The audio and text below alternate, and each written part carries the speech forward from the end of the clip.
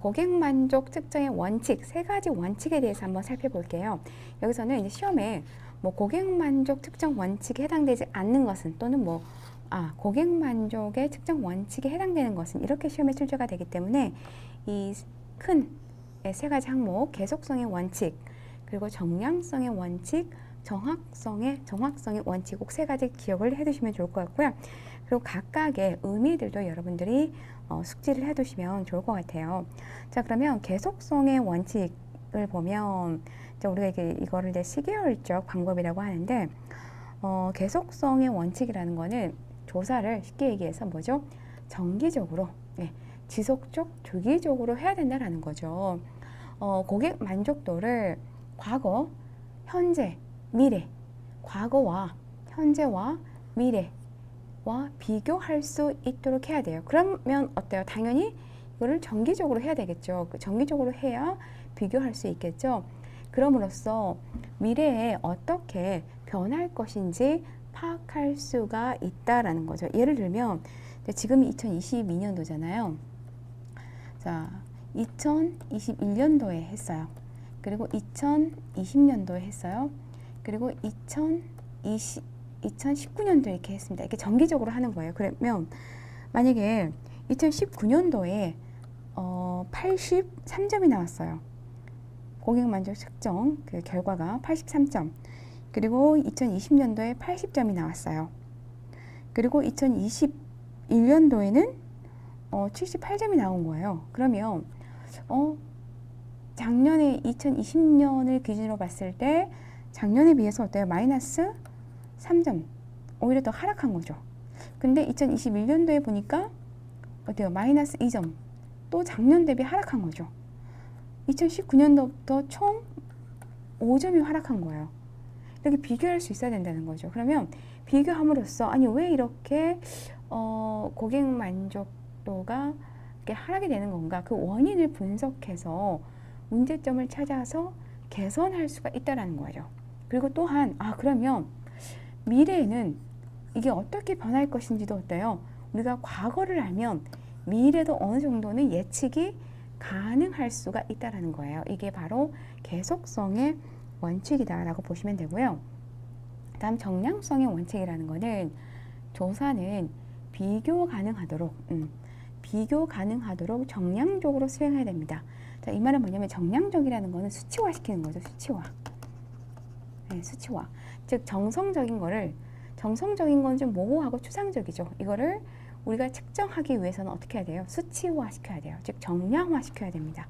그래서 조사의 주요 목적은 이전과 비교해서 얼마나 개선되었는가를 파악하는 거기 때문에 아까 제가 83점, 80점 이것도 뭐예요? 수치화 시킨 거잖아요. 그러니까 이게 바로 정량적이라는 거예요. 수치화 시켜서 얼마나 개선되었는가를 파악하는 것으로 항목별로 정량적으로 비교 가능하도록 조사해야 된다. 그래서 우리가 어때요? 고객 만족도를 측정할 때 설문지를 많이 이용하죠. 그러니까 설문지가 7점 척도가 있고 5점 척도가 있습니다. 그래서 매우 만족은 5점, 만족은 4점, 보통은 3점, 그리고 불만은 2점, 매우 불만은 1점. 이렇게 하다 보면 이걸 이렇게 해서 합계를 내다 보면 4.2가 나왔어. 그럼 4.2면 만족이구나. 이렇게 해서 뭐예요? 비교 가능할 수 있죠. 그러니까 수치화해서 이거를 객관화 시킬 수가 있죠. 그리고 또 비교 가능할 수가 있는 거죠. 이 점수가 있기 때문에. 자, 그럼 올해는 4.2점인데 작년에는 4.1점이야. 플러스 1점이 올랐네? 해서 어때요? 비교할 수 있다는 거죠. 왜? 수치화 시키기 때문에. 다음에 여기 보시면 정확성의 원칙은 즉 정확한 조사가 이루어져야 되고요. 이 조사를 했으면 어때요? 정확하게 해석이 또한 이루어져야 된다. 그래서 정확한 답변이 나올 수 있도록 설문지를 설계해야 되면 그래서 우리가 설문지를 설계할 때 어때요? 되게 거기에 많이 시간과 에너지가 많이 들어가죠. 설문지를 설계할 때 당연히 어때요? 그 설문지가 신뢰성이나 타당성이 높아야 되겠죠. 통계를 몇 번 돌려봅니다. 통계를 몇 번 돌려서 신뢰성과 타당성이 높을 때까지 돌린 다음에 또 다시 그 설문지를 가지고 파일럿 테스트를 합니다. 파일럿 테스트를 해서도 또 이게 안 나오면 또 다시 설문지를 재수정해서 또 설문지를 만드는 거죠. 그래서 이 설문지를 만드는 게 고객 만족을 측정하는 데 있어서요. 이 정량화된, 그러니까 타당성과 신뢰성이 높은 설문지를 만드는 작업은 매우 중요하다고 할 수 있습니다. 설문지를 설계한 다음에 자 이렇게 해서 해석, 자 설문 결과에 대해서 고객 결과에 대해서 해석할 때도 어때요? 그 결과자의 주관적인 생각은 배제되어야 된다라는 게 바로 이 정확성의 원칙이다. 이 세 가지 원칙 꼭 기억을 해 두시면 좋을 것 같아요.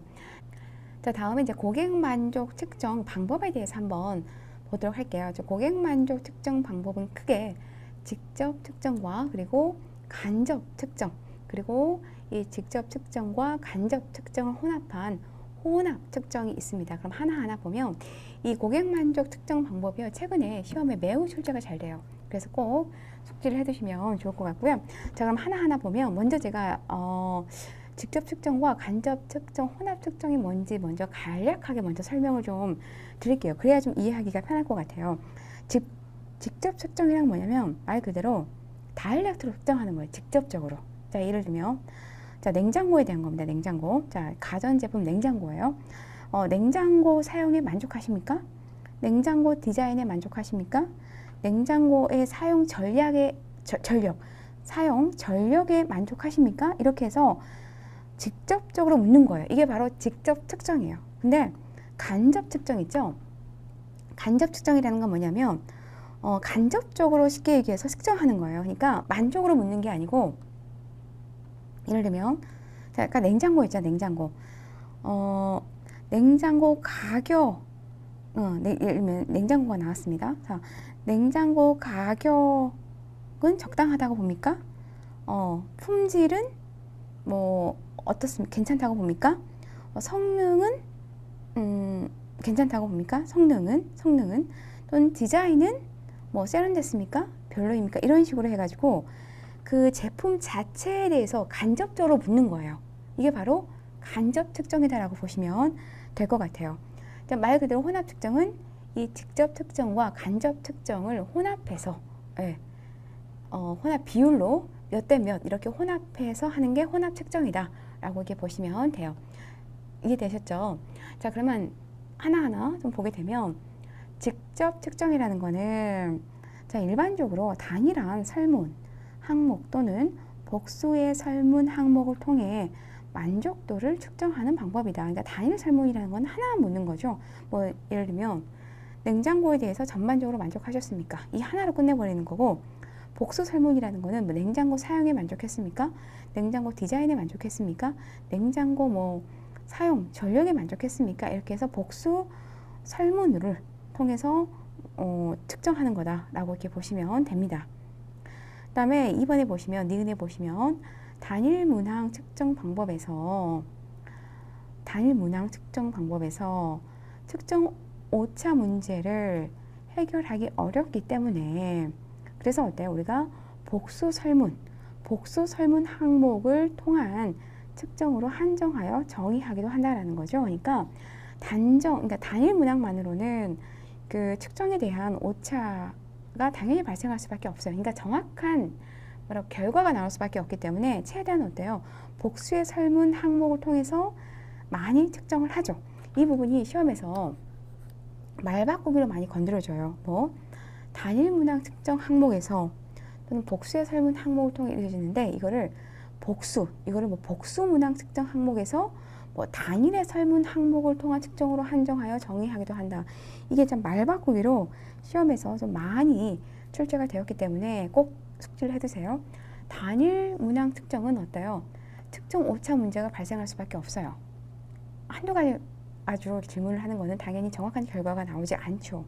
그렇기 때문에 여러 복수의 설문 항목을 통해서 그 결과를 추출합니다. 대부분 그래요. 대부분이. 그래서 대표적인 조사 방법으로는 ACSY와 NCSI 등이 있다. 이게 어떤 직접 측정 방법으로 많이 사용하는 거죠. 그래서 여러분들 아마 설문조사 해보셨으면 뭐뭐에 만족하셨습니까? 뭐뭐에 만족하셨습니까? 뭐뭐에 만족하셨습니까? 뭐 매우 만족, 만족, 보통, 불만, 매우 불만 이런 식으로 아마 많이 해봤을 거예요. 이게 바로 직접 측정에 해당된다라고 보시면 됩니다. 그래서 이거는 주로 뭐냐면 민감 부분이에요. 민감 부분 꼭 기억해 두세요. 민감 부분을 즉 기업에서 사기업 같은 데 있죠. 기업에서 가장 많이 활용되고요. 시험에서 이게 뭐 공공기관을 대상으로 가장 많이 활용한다라고 몇 번 시험에 출제가 됐는데 아니죠. 또는 뭐 민간 부분에서는 소응하지 않는 방식이다. 이렇게 시험에 출제가 됐는데 아니죠. 민간 부분에서 가장 많이 활용되는 게 직접 측정이다. 그러니까 생각하고 있어요. 여러분들 아마 길거리 가다 보면 무슨 롯데마트 보면 뭐 NCSI 1위 이렇게 몇 번 아마 그런 플랜카드를 본 적이 있을 것 같아요. 저도 이렇게 지나가다가 그런 뭐 NCSI 1위 이렇게 해가지고 플랜카드를 본 적이 있는데 보통 사기업에서 이러한 직접 측정을 많이 한다라는 거. 자, 그러면 이러한 장점은 뭐냐면 조사 모델이 간명하여 하위 차원에 대한 만족도 결과를 합산할 때 어때요? 중복 측정의 문제를 방지할 수가 있습니다. 그러니까 중복이 안 되죠? 네, 중복이 안 됩니다. 중복 측정의 문제를 방지할 수가 있다라는 거. 그러니까 하나하나만 물어보잖아요. 뭐 성능에 만족하셨습니까? 사용 여부에 만족하셨습니까?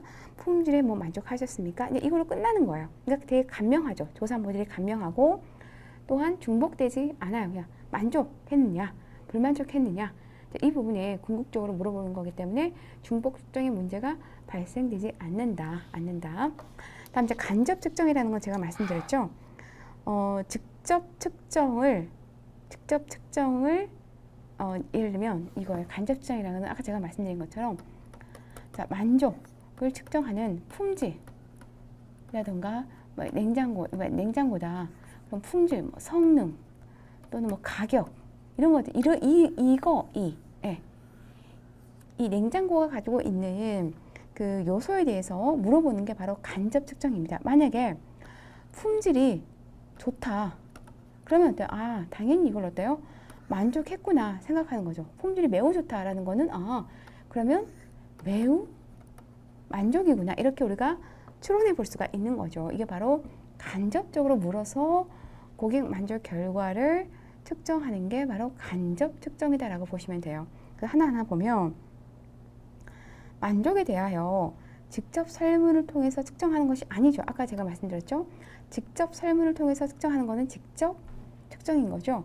직접 설문을 통해서 측정하는 것이 아니라 그 만족에 대한 선행 변수로 전제되는 주로 어때요? 품질 요소에 대한 측정을 통해 만족도를 측정하는 겁니다. 그러니까 우리가 자, 고객 만족이 결과 변수라면 고객 만족을 측정하기 위한 여러 선행 변수가 있죠. 선행 변수가 있어요. 즉, 이 선행 변수를 가지고 설문조사를 해서 만족도를 측정하는 거라고 보시면 될 것 같아요. 주로 이제 이러한 품질 요소가 되는 거죠. 품질 요소가 된다. 자, 여러 가지 서비스 하위 요소 혹은 품질에 대한 차원 만족도 합을 복합 점수로 간주하는 방식이다라고 보시면 돼요. 그러니까 이 말은 뭐냐면, 자, 품질 요소에 대해서 측정을 했으면, 예를 들어서 품질 1이 괜찮다. 만약에 5, 4, 3, 2, 1로 나왔다면, 만약에 5에다 체크를 했어요. 그러면 이거는 매우 만족이구나. 매우 만족으로 어때요? 간주한다라는 거예요. 간주한다라고 보시면 돼요. 다음에 혼합 측정에서 발생할 수 있는 중복 측정 문제를 완화시킬 수 있으나, 그러니까 혼합 측정에서는 어때요? 중복 측정 문제가 발생한다는 거죠. 꼭 기억해 두세요. 혼합 측정에서는 왜? 직접 측정과 간접 측정을 혼합해서 하기 때문에 어때요? 이 설문이 중복이 될 수밖에 없어요. 그래서 당연히 이 혼합 측정에서는 중복 측정 문제가 발생할 수밖에 없습니다. 근데 간접 측정에서는 당연히 어때요? 이 선행 변수에 대해서만 묻기 때문에 이 중복 측정 문제가 완화될 수 있죠. 그러니까 중복 측정 문제가 없다라고 봐야 되는 거죠. 그래서 아까 제가 말씀드렸죠. 이 직접 측정도 어때요? 중복 측정 문제가 없어요. 그리고 간접 측정도 어때요? 중복 측정 문제가 없습니다. 없어요. 완화될 수 있다. 있으나 가중치 부여 등 조사 모델이 복잡해질 수 있다. 이 말은 뭐냐면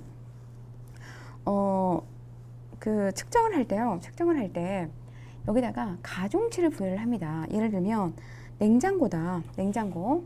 아까 냉장고에 대해서 측정한다고 그랬죠. 그러면 냉장고에 대해서 요새 고객들이 가장 무엇을 중요시 여기느냐. 그 중요한 항목에다가 뭐 플러스 4점 해가지고 가중치를 부여하는 거예요. 예를 들면 최근에 뭐 국가에서 전기세를 올린다고 하잖아요. 그러면 냉장고를 구입할 때 그 고객들이 요새 전력 부분에 대해서 되게 중요하게 생각을 한다 라고 하면은 이 전력 부분 있죠. 냉장고 이 전력 부분에다가 플러스 2점을 하는 거예요. 그래서 이 가중치를 부여를 합니다. 가중치를 부여해서 결과를 추출하는 거예요. 그렇기 때문에 조사 모델이 조금은 복잡해질 수 있다라는 의미예요. 다음에 이제 간접 측정의 그럼 장점은 뭐냐? 장점은 다양한 서비스 품질 차원을 고려하기 때문에 만족도를 개선하기 위해 어떤 노력을 기울여야 하는지에 대해서 다양한 정보를 제공받을 수 있다. 자, 예를 들면 냉장고에 대한 다양한 품질 차원을 가지고 측정을 합니다. 뭐 첫 번째 성능 또는 뭐 디자인 또는 뭐 전력 또는 가격 쭉쭉 이렇게 다양한 품질 차원으로 측정을 해요. 그러면 예를 들어서 이제 전력 부분에 대해서 물어봤더니 전력 부분이 좀 그냥 보통이다. 네. 그러면 바로 알 수가 있는 거죠. 우리가 이 냉장고 사용에 있어서 고객들이 그 전력 부분에 있어서 그렇게 만족하지 않구나. 그럼 이 부분을 어때요? 좀 더 개선을 해야겠구나 라는 거에 대해서 바로 알 수가 있다라는 거죠. 그 원인을 바로 파악해서. 또는 예를 들면 냉장고 결빙 여부에 대해 만약에 냉장고 결빙 여부에 대해서 질문합니다. 그러면 결빙에 대해서 예를 들면 결빙이 자주 된다 그러면 결빙 부분에 대해서 고객들이 좀 불만을 제기하는구나. 불만이 있다. 불만을 제기하는구나. 그러면 이 결빙 부분에 대해서만 어때요? 이거를 또 집중적으로 개선을 시킬 수가 있다라는 거죠. 개선을 시킬 수가 있다. 그렇기 때문에 장점으로는 품질 차원을 다양한 이렇게 제가 몇 가지만 서술해 놨지만 다양하게 기술해 놓습니다. 다양한 품질을 가지고 조사를 하는 거기 때문에 간접 측정이라는 거는 다양한 품질 차원을 고려하기 때문에 만족도를 개선하기 위해서 아까 결빙에 문제가 있다라고 했으면 이 결빙에 대해서는 어때요? 우리가 개선을 해야겠구나 라고 해서 어떤 노력을 기울여야 되는지 다양한 정보를 어떻게 직접적으로 바로 들을 수가 있어요. 다음 한계점으로는 만족도 차원의 모든 요소를 포함시킬 수가 없습니다. 만족도 차원의 모든 요소를 포함시킬 수가 없고 또한 뭐예요? 측정에 대한 오차 문제가 또한 남아있다 라고 보시면 돼요. 이 말은 뭐냐면 자 그러면 고객 만족을 측정하는데 자 고객 만족이 결과 변수라고 했잖아요. 자 고객 만족이 결과 변수고 고객 만족을 측정하기 위한 이러한 선행 변수들이 있어요. 뭐 독립 변수, 뭐 조절 변수 이러한 선행 변수들이 있는데 그러면 이 선행 변수가 과연 어때요? 선행 변수가 과연 이 고객 만족에 대해서 정말 정확하게 측정을 해주냐라는 거죠. 이러한 측정의 오차 문제가 남아있다라고 보시면 되고 또 이 선행 변수에 어때요? 모든 차원을 여기에 포함해서 고객 만족도를 측정할 수가 있느냐라는 의문점이 제공될 수가 있냐라는 거죠. 즉, 이 선행 변수에 만족도의 모든 요소가 포함이 안 된다라는 거죠. 포함시킬 수가 없다라고 이렇게 보시면 됩니다. 그래서 주로 이제 그 간접 측정 같은 경우는 간접 측정 같은 경우는 주로 이제 그 민원, 여기서는요 주로 시험에 출제가 됐는데, 민원 행정 서비스 있죠? 민원 행정 서비스 만족도 조사에서 많이 쓰입니다. 민원 행정 서비스 만족도 조사에서 이 간접 측정이 많이 사용된다 라고 이렇게 보시면 될 것 같아요. 그 다음에 이제 혼합 측정 볼게요. 마지막으로 혼합 측정은 여기 보시면 그 혼합 측정은 우리가 종합 만족도라고 해야지. 이거를 이제 종합 만족도라고 하고요. 앞서 했던 그 직접 측정이죠. 직접 측정을 우리가 체감 만족도라고 해요. 다른 말로는 체감 만족도고, 그리고 간접 측정은 우리가 차원 만족도라고 같이 불립니다. 그리고 혼합 측정은 종합 만족도예요. 자, 그럼 볼게요. 자, 혼합 측정은 아까 말씀드린 것처럼 직접 측정과 간접 측정을 혼합해서 고객 만족도를 구하는 방식이라고 했죠. 주로 이 방식은 어디에서 많이 사용한다? 공공기관, 공공기관을 대상으로 많이 사용합니다. 이 부분도 꼭 기억을 해두세요. 공공기관을 대상으로 많이 사용하는데, 뭐 주민 만족도 대상 또는 뭐 서울시 이렇게 지자체 만족도 등에서 가장 많이 사용하는 조사 모델이다. 그래서 비율은 이제 섞어야 되잖아요. 직접 측정과 간접 측정을 섞어야 되기 때문에 비율은 조사 모델마다 다르나 대체적으로 체감 만족도와 차원 만족도의 비율이 아까 제가 체감 만족도가 뭐라고 그랬죠? 직접 측정이라고 그랬죠? 그리고 차원 만족도가 간접 측정이라고 그랬죠? 체감 만족도와 차원 만족도의 비율이 주로 5대5에서 3대7 분포하고 있다. 기억해 두세요. 5대5나 또는 3대7로 이렇게 섞어서 사용한다 라고 보시면 됩니다. 자, 그럼 이러한 장점으로는 회계 분석과 같은 통계 분석을 활용하여, 그러니까 회계 분석이라는 거는 이제 그 일종의 통계 분석의 하나죠. 회계 분석과 같이 통계 분석을 사용하여 각 차원의 가중치를 구하는 방식이 비교적 간단하고, 각 차원의 가중치를 구하는 방식이 비교적 간단하고 실증적인 장점이 있다. 이 부분 꼭 기억을 해주세요. 자, 그러면 한계점으로는 여기 보시면 한계점 중에서 특히 이론적인 근거와 경험적 연구의 부족으로 적절한 구성 비율을 정하기 쉽지 않다. 이 부분 꼭 기억해 두세요. 그러니까 혼합 측정은 아까 직접 측정과 간접 측정을 5대5에서 3대7 사이에 분포해서 사용한다고 했는데, 이러한 혼합 측정을 이제 공공기관에서 주로 사용한다고 했지만요. 공공기관에서도 솔직히 주민 만족도 대상이라던가 지자체 만족도 대상 거의 많이 하지 않아요. 그렇기 때문에 혼합 측정을 거의 사용하는 그런 낮죠. 낮아요. 그렇기 때문에 낮다 보니까 당연히 어때요? 이론적 근거라던가 경험적인 연구가 부족할 수밖에 없죠. 왜? 이러한 혼합 측정을 물론 공공기관에서 사용하지만 공공기관에서 이 조사를 많이 하지 않아요. 많이 하지 않기 때문에 이론적 근거라던가 경험적 연구가 부족해서 도대체 몇 대 몇의 비율로 이거를 섞어서 측정을 해야 되는지 정하기가 쉽지가 않다라는 거죠.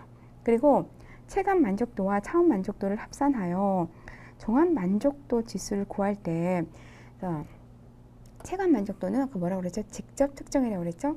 차원 만족도는 간접 측정이라고 그랬죠? 이걸 합산해서 종합 만족 지수, 종합 만족도, 이게 바로 혼합 측정의 의미예요. 종합 만족도를 구할 때 뭐가 발생해요? 중복 측정 문제가 발생합니다. 꼭 기억해 두세요. 아까 제가 말씀드렸죠. 체감 만족도나 차원 만족도는 하나하나 구하기 때문에 중복 측정의 문제가 발생하지 않아요. 근데 이 혼합 측정은 종합 만족도는 두 개를 섞어서 하잖아요. 섞어서 측정하기 때문에 당연히 중복 측정 문제가 발생할 수밖에 없습니다. 이건 여러분들 이해를 하시면 좋을 것 같아요. 딱 이해가 되니까 쉽게 느껴지죠. 그냥 책으로 봤을 때는 도대체 뭔 말인지 모르겠지만 이러이러해서 이렇게 되는구나 라고 이해를 하시면 훨씬 더 쉽게 외워줄 수가 있는 거죠. 뭐 시험에서 이 부분도 많이 건드리죠. 혼합 측정은 중복 측정의 문제가 발생되지 않는다. 이렇게 시험에 몇 번 출제가 됐어요. 근데 혼합 측정이라는 거는 직접 측정과 간접 측정을 혼합하기 때문에 당연히 돼요. 중복 측정의 문제가 발생될 수밖에 없는 건 당연한 거죠. 자, 그래서 여기 보시면 체감 만족도와 차원 만족도를 합산할 때 그 구성 비율을 어떻게 해야 되는지 또 쉽지 않지만 또한 일률적인 지침을 주지 못한다라는 거죠. 예를 들면 아까 지자체마다 만족도 조사를 해요. 근데 지자체마다 어떤 구성으로 해야 되는지, 예를 들면 서울시다, 뭐 경기도다, 충청도다 이렇게 지자체 만족도 조사를 하는데 이게 일률적이지가 않아요. 어떤 데는 5대5, 어떤 지역은 3대7. 그러니까 이러한 뭔가 일률적인 지침을 주지 못한 게 바로 이 혼합 측정의 한계점이다 라고 이렇게 보시면 될 것 같습니다. 먼저 이제 CS 평가 프로세스에 대해서 한번 살펴보도록 할게요. 그 고객 만족 평가 프로세스는 먼저 그 순서를 보면, 자, 고객 요구에 대해서 정의를 합니다. 즉, 고객이 무엇을 원하는지를 정성적 또는 정량적으로 자료를 수집해서 고객이 요구하는 품질을 도출합니다. 자, 그런 다음에 설문지를 개발하는 거죠. 여기까지가 이제 그 고객 요구를 정의하는 단계라면, 그런 다음에 이제 고객 조사를 하는 거죠. 이렇게 개발한 설문지를 가지고 고객의 기대라던가 만족 여부에 대해서 이렇게 조사를 하는 거예요.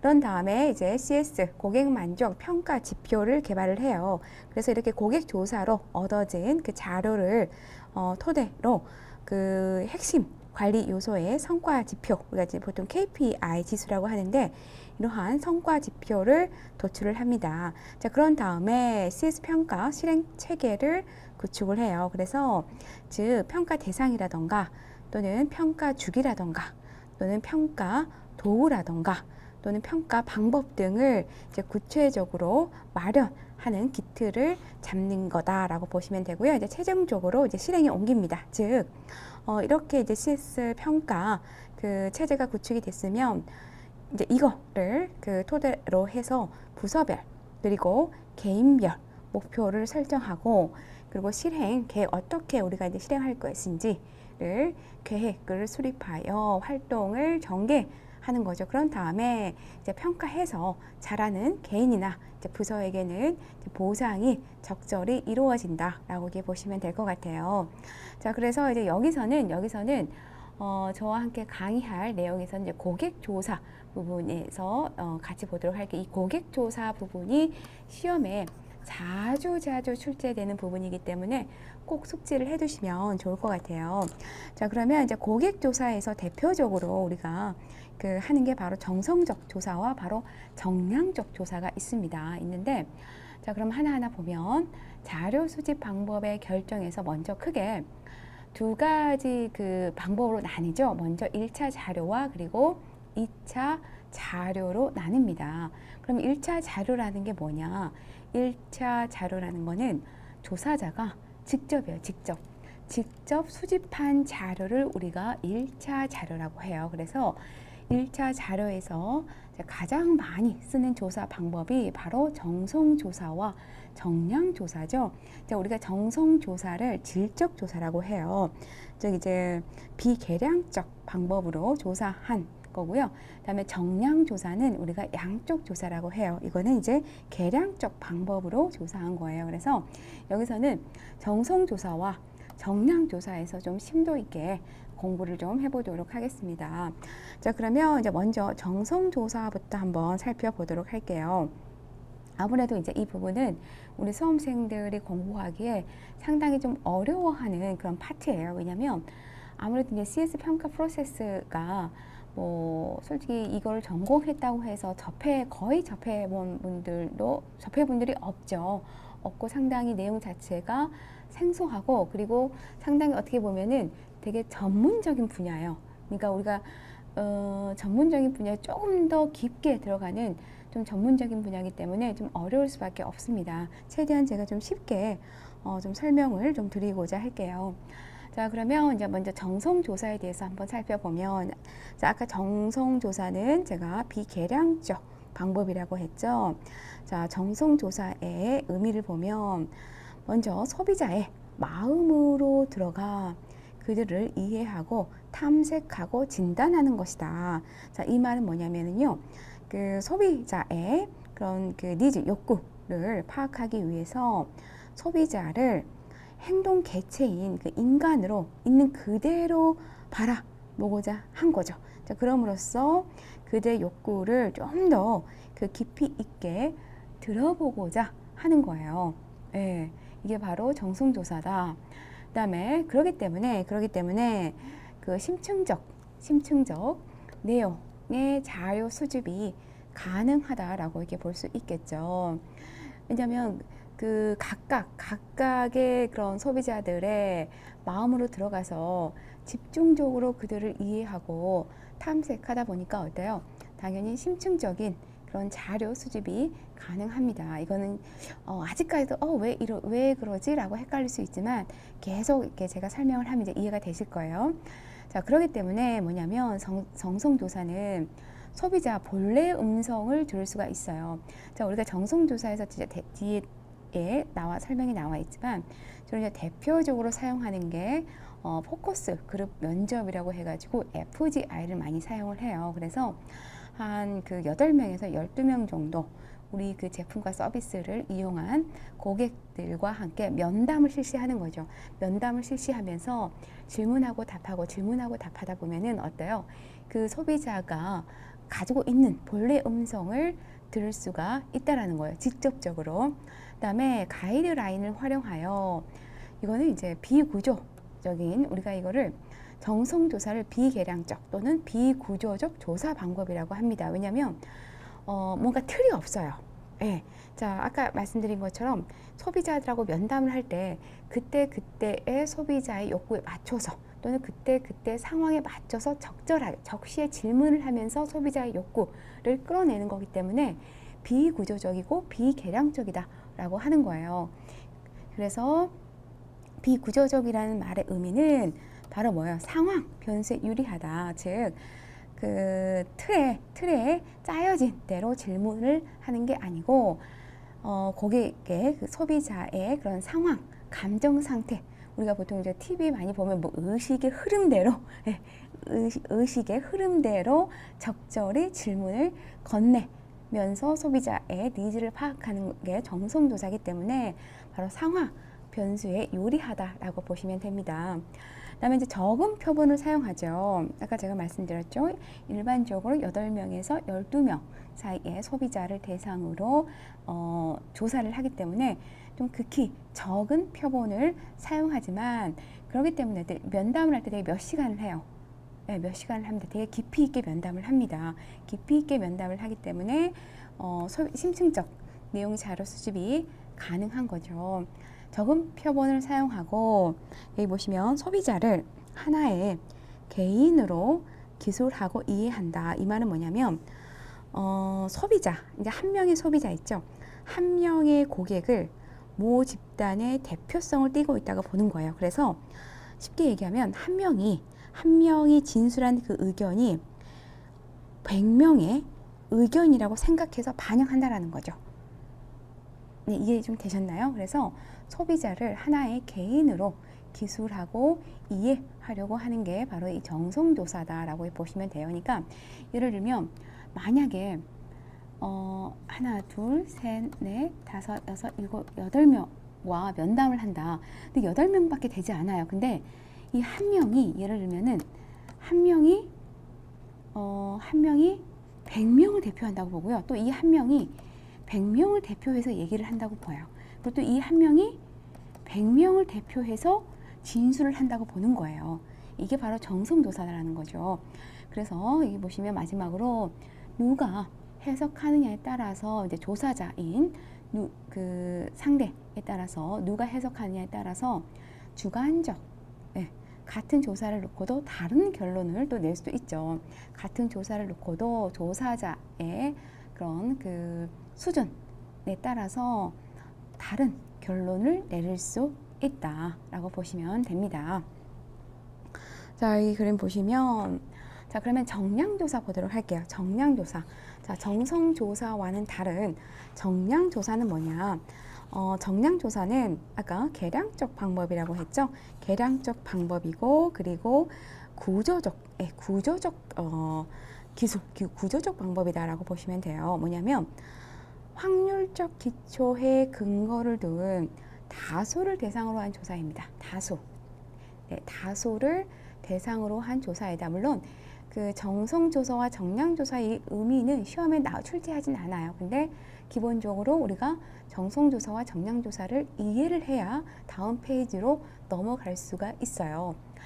다수를 대상으로 뭐냐면 정량조사는 여러분 쉽게 얘기해서 설문지 있죠? 설문지를 기초로 해서 조사하는 방식이다라고 보시면 돼요. 설문지. 대표적인 게 설문지죠. 설문지를 기초로 해서 조사하는 방식이 정량조사입니다. 그렇기 때문에 어때요? 다수죠, 다수. 다수를 대상으로 해요. 최소 그 조사 표본 있죠. 표본이 150부. 설문지가 150부 이상이어야 돼요. 이상이어야 뭔가 정확한 결론을 도출할 수가 있는 거죠. 자, 그래서 샘플 조사에서 수집된 자료를 다양한 통계 방식으로 분석하여 확정적 결론을 낼 수 있습니다. 그러니까 정량조사는 이제 어떻게 보면은 그 설문지를 가지고 이용한 조사 방법을 이제 그 도출해서 우리가 이제 통계를 내는 거죠. 통계. 이 통계를 낼 때 이제 다양한 방법으로 쓰죠. 뭐 회귀 분석이라던가 뭐 티 분석이라던가 이렇게 해가지고 다양한 통계 방식으로 해서 조사자가 원하는 그런 결과를 도출할 수 있다. 어떻게 보면은 그냥 이거를 연계해서 여러분들 이해하세요. 아, 정량조사는 설문지로 하는 거구나. 설문지로 하는 거기 때문에 다수의 샘플이 필요하구나. 그리고 당연히 뭐예요? 이 설문지를 하기 때문에 당연히 뭐예요? 통계 방식으로 결론을 내는구나. 근데 이 통계 방식이 우리가 한두 가지가 아니고 상당히 다양한 방식으로 결론을 낼 수가 있는 거죠. 조사를 할 수가 있는 거죠. 그다음에 많은 표본을 사용합니다. 아까 제가 얘기했죠. 네, 이렇게 최소 150부 많은 표본을 사용하고 소비자를 하나의 대량 시장의 일부로 해석한다. 이건 제가 아까 설명드린 이거하고 반대의 개념이죠. 소비자를 하나의 개인으로 기술하고 이해한다라는 것과 반대의 개념이에요. 즉 소비자를 하나의 대량 시장에서 일부로 보는 거죠. 일부. 그러니까 자, 예를 들면 500명이 있다. 이 500명에 그냥 한 명으로 보는 거예요. 네, 이 대량 시장에 그냥 각 개인 일부로 해석을 한다라고 보시면 됩니다. 그래서 많은 표본이 필요해요. 많은 표본이 있을수록 더 어때요? 좀 객관적이고 타당하고 신뢰성이 높은 그런 결과를 낼 수가 있다라는 거죠. 자, 그러면 이제 정성조사 기법과 정량조사 기법을 어떤 때에 도입을 해야 되느냐? 여기가 이제 중요하죠. 네, 이 부분. 자, 먼저 정성조사 기법을 적용해야 하는 경우는 쉽게 여러분 이렇게 생각하시면 돼요. 제가 그냥 정리를 좀 단순하게 좀 깔끔하게 해드리면 정성조사 기법은요. 자, 고객의 조사를 하기 위해서 설문지를 개발을 해야 돼요. 근데 설문지를 그냥 개발을 해야 되나요? 아니죠. 기본적인 설문지를 개발을 하려면요. 정말 기본적인 많은 정보가 있어야 돼요. 그 정보를 토대로 인해서 설문지를 개발을 해요. 자, 그러면 미리 그 정보를 어떻게 획득하느냐? 바로 정성조사 기법을 통해서 정보를 획득한 다음에 이 정보를 가지고 설문지를 개발한다라고 보시면 될 것 같아요. 이게 바로 정성조사 기법이다. 자, 그래서 정성조사는 양쪽 조사의 사전 단계이다. 제가 아까 양쪽 조사가 어떤 조사라고 그랬죠? 네, 정량조사라고 그랬죠. 네, 정량조사. 자, 정량조사를 하기 전에, 즉 설문지를 개발하기 전에 사전에 우리가 어떻게 설문지를 개발해야 될 것인가, 이 조사관들도 그 정보를 잘 깊이 있게 모를 수 있어요. 그렇기 때문에 사전 단계에 많은 정보를 취득, 취합하기 위해서 하는 게 바로 이 정성조사이다.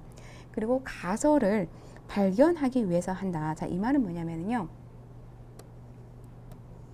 자, 가설을 발견하기 위해서 한다. 우리가 설문지를 개발하기 전에는 항상 가설을 세웁니다. 뭐냐면, 즉, 그 어떤 가설을 세울지를 알아보기 위해서 하는 사전 단계가 바로 이 정성조사인데요. 예를 들면 이런 거죠. 우리 제품의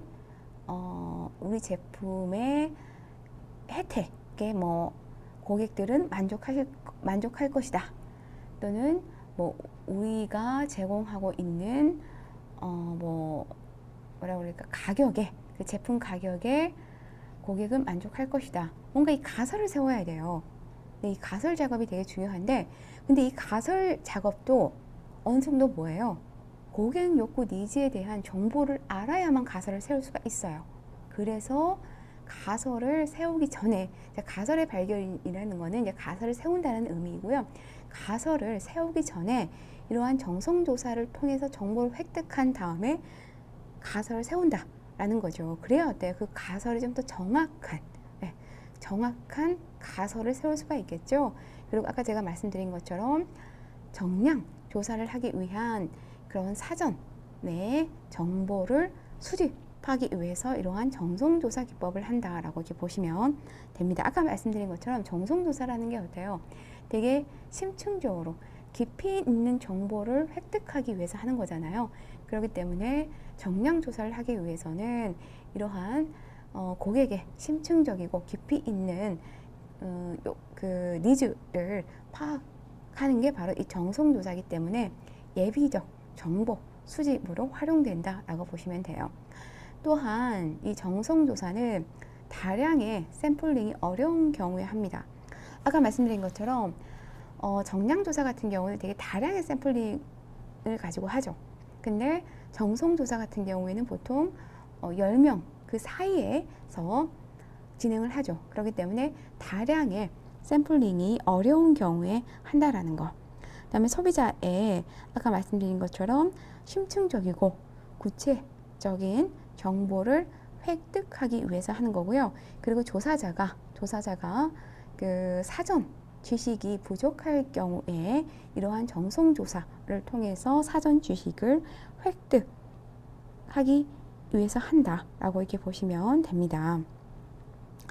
그 다음에 여기 보시면 가설의 질적 검증 및 의미를 확인하기 위해서 한다. 자, 이 말이 뭘까요? 가설의 질적 검증 및 그 의미를 확인하기 위해서 한다. 자, 질적 검증 및 그 의미를 확인하기 위해서 한다. 즉 뭐냐면 양적 조사에 대한 의미를 확인하고 가설을 검증하기 위해서 한다는 건데, 쉽게 말하면 그거예요. 가설을 아까 제가 말씀드린 것처럼 고객의 니즈를 파악해서 가설을 세워야 됩니다. 그 가설을 토대로 설문지를 개발을 해요. 그러면 그 우리가 세운 가설이 정말 이게 고객 조사에 의미가 있는가? 네, 정말 의미가 있는가? 이런 것들을 다시 한번 확인하기 위해서 그러니까 질적 검증이라는 거는 우리가 세운 가설이 정말 질적으로 이게 의미가 있는 건가? 또는 정확한 가설인가? 이런 것들을 확인하기 위해서 바로 이 정성조사를 한다. 쉽게 말하면 가설 이런 거죠. 뭐 아까 제가 말씀드린 것처럼 만약에 가격이 고객 만족에 영향을 미칠 것이다. 자, 이렇게 가설을 세운다면 정말 가격이 고객 만족에 있어서 정말 중요한 요소인가?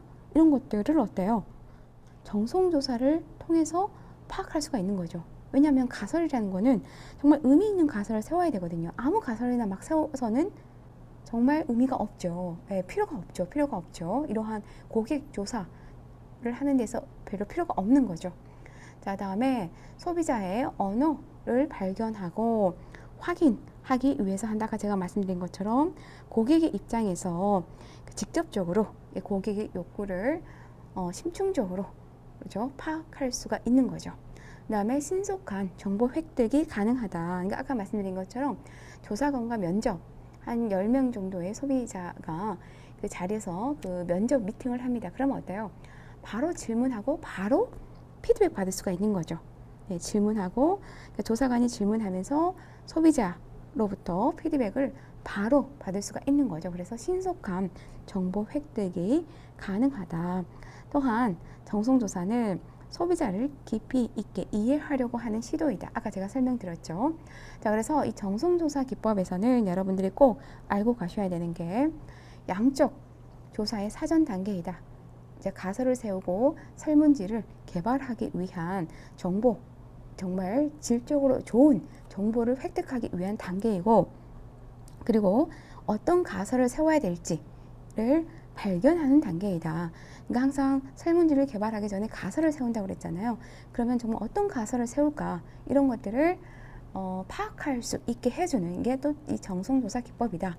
그리고 아까 말씀드린 것처럼 예비적 정보를 수집한다. 설문지를 개발하기 앞서서 어떻게 그 설문지의 질문을 추출해야 되는지 모르잖아요. 그럴 때 예비적 정보를 수집하기 위해서 하는 거다. 그리고 아까 말씀드린 것처럼 사전 정보, 조사관들이 이러한 사전 지식이 부족한 경우, 어떻게 보면 같은 맥락이죠. 네, 같은 맥락이죠. 부족한 경우에 이러한 예비적 정보를 수집하기 위해서 하는 거고요. 그리고 가설의 질적 검증 및 그 의미를 확인하기 위해서 하는 거다. 즉 우리가 세운 가설의 의미가 있는 건지를 다시 한번 확인하기 위해서 한다. 즉 예를 들면 그래서 뭐냐면 자, 가설의 발견과 이 의미 있죠. 자, 가설의 발견이라는 거는 자, 우리가 어떤 가설을 세워야 하는지를 알기 위해서 정성조사를 하는 거고요. 자, 그럼 가설을 세웠어요. 예를 들면 가격이 고객 만족에 영향을 미칠 것이다 라고 가설을 세웠으면 이 가설이 정말 질적으로 의미가 있느냐, 정확한 설문지를 만드는데 도움이 되느냐, 이런 것들을 확인하기 위해서도 한다라고 이렇게 보시면 돼요. 또한 소비자의 언어를 발견하고 확인하기 위해서 하고요. 신속한 정보 획득을 하기 위해서 한다. 이 부분이 시험에서 좀 자주 건드려지는 부분이기 때문에 꼭 속지를 해두시면 좋을 것 같아요. 다음에 이제 정량조사 기법을 적용해야 하는 경우에 대해서 한번 보도록 할게요. 자, 정량조사 기법은요, 쉽게 얘기해서 이렇게 여러분들이 생각을 하면 돼요. 뭐냐면 정말 많은 표본이 필요한 조사를 할 때에 이 정량조사 기법을 적용해서 합니다. 자, 예를 들면 시장을 세분화합니다. 여러분들 시장 세분화 배우셨죠? STP 분석. 네, 시장 세분화. 그런 다음에 목표 시장을 설정합니다. 타겟팅을 합니다. 그러면 어때요? 시장을 어떻게 세분화해서 어떻게 타겟팅을 할 것인가. 자, 이거를 결정하는데 10명 가지고 되겠어요? 표본이? 안 되죠. 그렇기 때문에 어때요? 정말 다량의 많은 표본이 필요합니다. 이때 바로 정량조사를 한다라는 거죠. 그리고 가설 검증을 통한 이제 뭐냐면 여기 보세요. 가설 검증을 통한 이제 확정적인 결론을 획득하기 위해서 하는 거예요. 아까 제가 말씀드린 것처럼 정성조사에서는 우리가 가설을 세우고, 이 가설이 의미가 있는지를 확인하기 위해서 정성조사를 한다고 그랬잖아요. 자, 그러면 이게 가설을 세우고 설문지를 개발을 했어요. 자, 그런 다음에 이제 고객 조사를 했죠. 고객 조사를 하고 이제 그 설문지를 수거해서 통계를 내서 결과를 도출합니다. 자, 이때 도출한 결과, 즉 확정적인 결론이죠. 그러니까 사전에 가설 검증을 통한 확정적인 결론을 우리가 이제 획득하기 위해서, 즉 결과를 획득하기 위해서 이 정량 조사 기법을 적용한다라고 이렇게 보시면 된다라는 거죠. 자, 쉽게 얘기하면 아까 가격은 고객 만족에 영향을 미칠 것이다. 이렇게 가설을 세웠어요. 정성조사를 통해서. 자, 그러면 이 가설이 정말 의미 있게 결과가 나왔느냐? 네.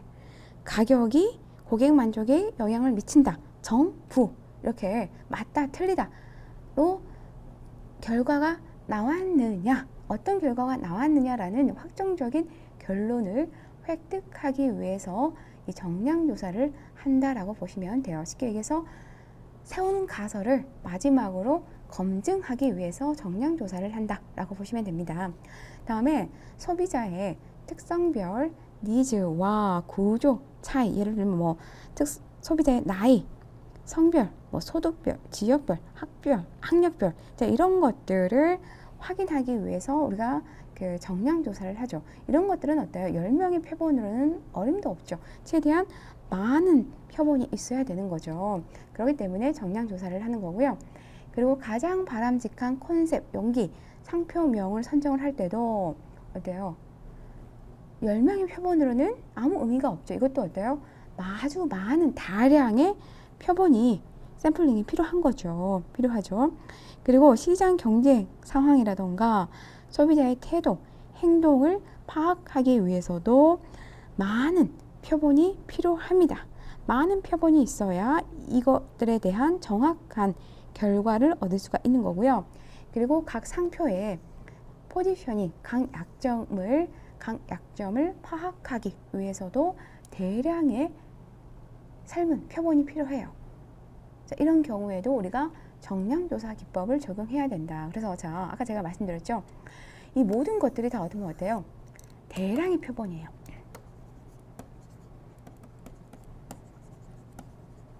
대량의 표본이 있어야만 할 수 있는 거예요. 이해되셨죠? 네. 그렇기 때문에 이때에 바로 정량조사 기법을 적용해서 하는 거다라고 보시면 돼요. 자, 여기서는 이제 시험에서 자주 건드려지는 부분이 시장 세분화와 목표, 시장을 선정할 때, 그리고 가설 검증을 통한 확정적 결론이에요. 확정적 결론을 획득할 때, 그리고 각 상표의 포지셔닝, 강약점을 파악할 때 한다. 자, 그럼 이제 다시 한번 정리를 해보면, 자, 정량조사는 많은 표본으로 고객의 욕구를 파악할 때 하는 거라면, 또한 정량조사는 정성조사에서 얻은 정보를 가지고 최종적으로 확인하기 위해서 하는 게 바로 이 정량조사 기법이다. 딱 두 가지로 정리될 수가 있습니다.